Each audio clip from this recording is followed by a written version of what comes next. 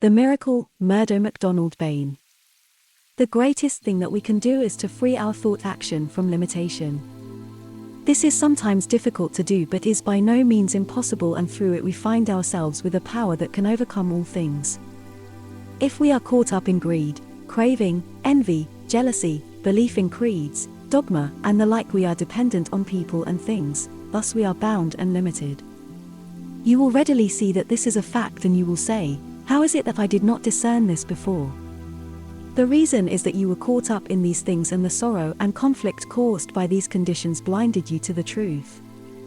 We cannot escape our contact with people and things, and we do not want to escape, nor can we, no matter how we try.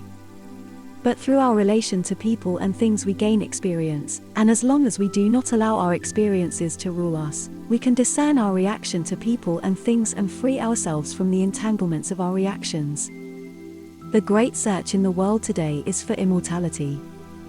Millions follow one or other religion for this purpose, but you will readily see that no form of religion can give you the satisfaction you so eagerly desire. It is only when you realize that you are immortal that the searching ceases. God formed man in his own image and likeness to rule and have dominion over all his creation on earth, showing that it was the Spirit of God that was the ruling factor in all things, and spirit is the consciousness in man. I want to make this statement to you, and you should always remember it. In the beginning there was only God, and by him, in him, and with him everything has been created, and nothing came into being except by and through him.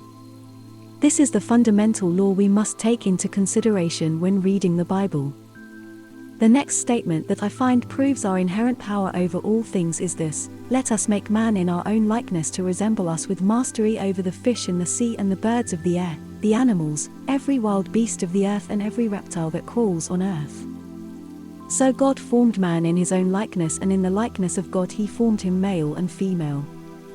We see here that as God is infinite in nature, all creation must be in him and of him, and there can be nothing outside him, and the only likeness in which mankind can resemble God is that man has the same power inherent in him as that of God himself. The only difference is in the degree of this power.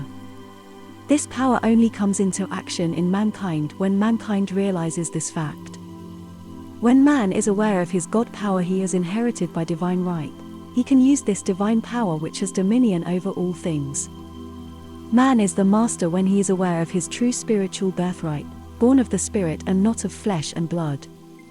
The Spirit which is continually passing into manifestation is always the same Spirit, in other words the only one. Then God makes things by becoming the things he makes. All he made he says is good. If this is so, how can man say that God created evil? The logical conclusion all thinking men and women must come to is that there cannot be anything but the infinite, and no matter how we may try to accept the theories of our theologians, we cannot when we see that it is our and their misconception of things that makes things look as evil, because we have not yet come to understand the process of involution and evolution. Therefore God has involved himself in all his creation, including man. The beginning and the end are one, for God, the only one being omnipotent, omniscient, and omnipresent, has created within himself and thus is expressing himself through all his creation, including mankind. Mankind, having the power to become aware of this creative power as the ruling factor in his own life, also has power over all things less aware than himself. As there can be only one mind, one substance, one power, for there can be no other, otherwise God could not be infinite. Thus man, not cognizant of this fact, creates in himself and by himself by his wrong thinking through his misconception of the reality of things. The Bible is symbolic language, and the symbol of heaven and earth means the inner and the outer. Water is the symbol for the psychic substance where cause ends and effect begins, so with men, his thinking is cause and what is visible is the effect.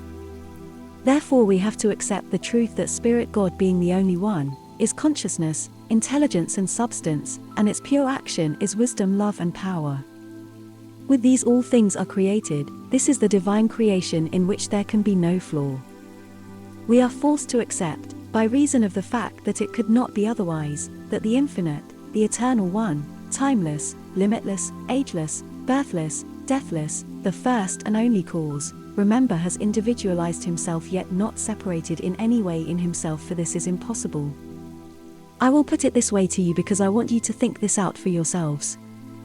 The infinite mind is all there is, in which all is made in heaven and on earth, the inner and the outer, the one cannot be separated from the other. In this mind originates the divine ideas which must include principles and laws to sustain them. This is the tree of life which we must hold on to, which will be a spring of living water rising up to eternal life. We are in the Garden of Eden when this state of consciousness exists in us, when the soul is aware of this, and this only is the only real. The tree of knowledge of good and evil is where man sees things in manifestation and begins to use his intellect.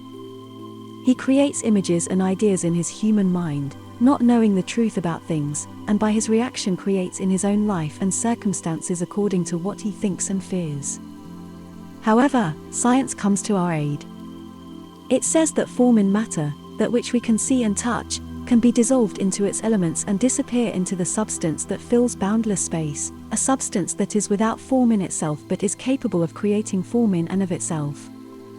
That the greatest potential energy is at point, and point is everywhere or can be everywhere, showing that all form begins at point and ends at point, and that the greatest potential energy is at point. Yet all energy and power must be behind points.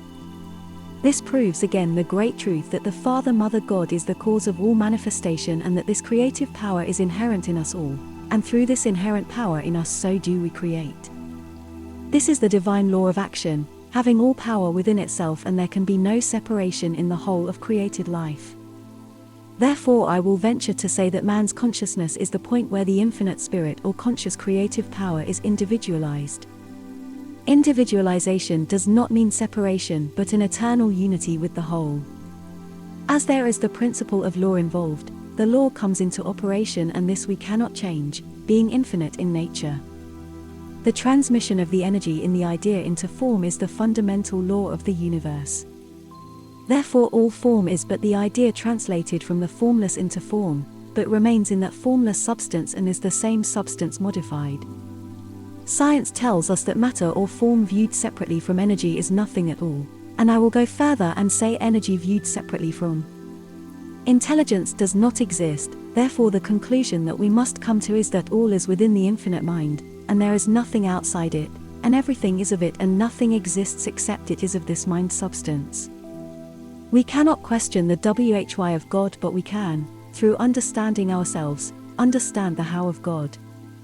The passage in Genesis relating to this creation does not mean the body or form but the spirit, the creative power, the first cause that is behind all creation. The creation of all form and the whole world's conscious relation is the result of spirit's one mode of action, and that is thought. First we have the spirit, the creative power. This creative power manifests the power of thought or ideas, and this thought, thinking or idea becomes form. We are the individualization of the Father Mother God, not separate but one and the same. In this realization God becomes a reality to us, and not some relative thing apart from us. Then the greatest miracle we can ever realize is to know that we, you and I, are the thinkers, and in this way we create. That is why the Master said, "Be ye perfect as your Father in heaven is perfect." The only power our thought has is the power we give it, for it is our own creation. To have this perfected we are directed by the Prophet to rest on the Eternal so that he shall reveal his glory and not ours. In this way we will free our thought from limitation and fear. Benediction. Loving Father, thou hast created the sun to give me light, and the moon to release me from the darkness, and thou leadeth me into pastures green.